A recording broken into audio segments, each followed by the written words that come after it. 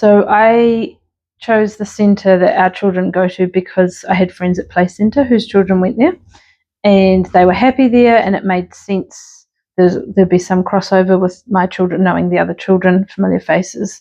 They also offered half days, and at that point my daughter was 3 and my son was 1ish, and so therefore it was just somewhere to go for my daughter for a couple of hours in the afternoon while he had a nap. She got to learn how to be away from me in a slow, gradual pace of just a couple of hours, 2 afternoons a week. And then we just built up and up. And yeah, just we've been really happy there. And yeah, I guess the key thing was we knew people there who were happy, and the gradual, slow start for us worked well.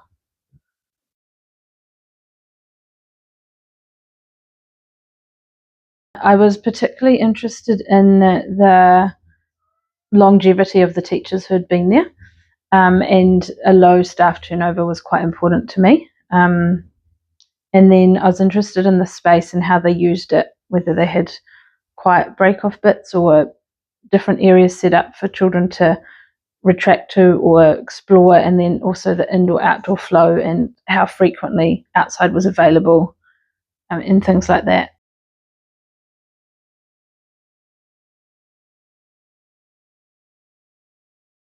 Some of it would come down to the age of the child starting, because some centres are going to offer a smaller, more intimate place, and that's important for younger children.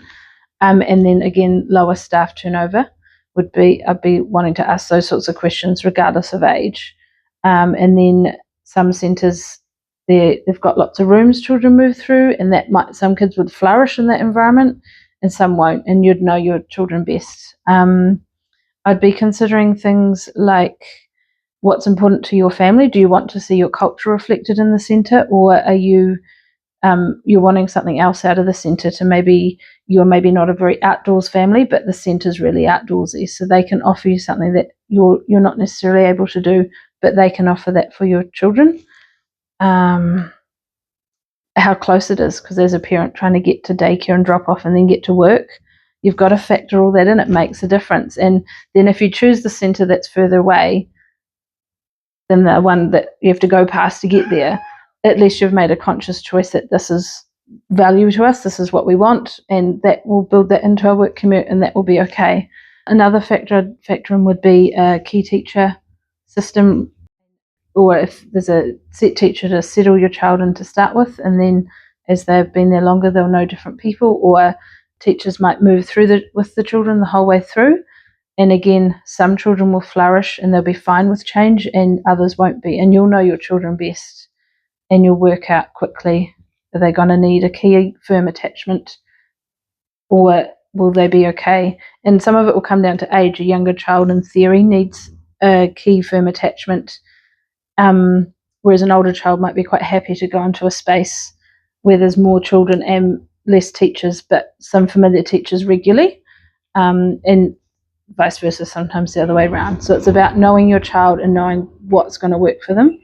Again, ratio as well. Some spaces, some centres have higher or lower ratios, so you want to have a look at and ask those questions.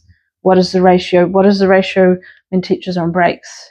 When teachers are on non-contact, what does it actually look like? How many teachers are in this space with the children, working with the children?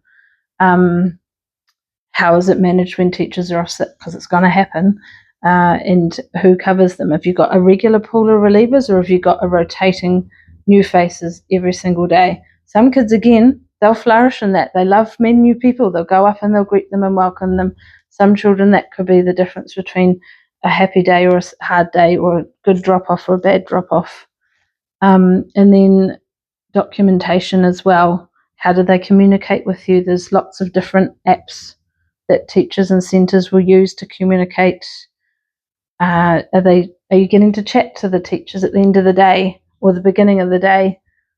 Give them information about how the night's been, how the mornings, and then at the end of the day, how's your child's day been? For me personally, I actually not too fussed on the learning stories. My centre's great. We get cool learning stories, but I love that personal interaction at the end of the day. But my son is there 2 days a week, so I'm with him. I know what his learning is on top. Whereas if the child is there more days a week, you might want more from your centre to show that they know your child.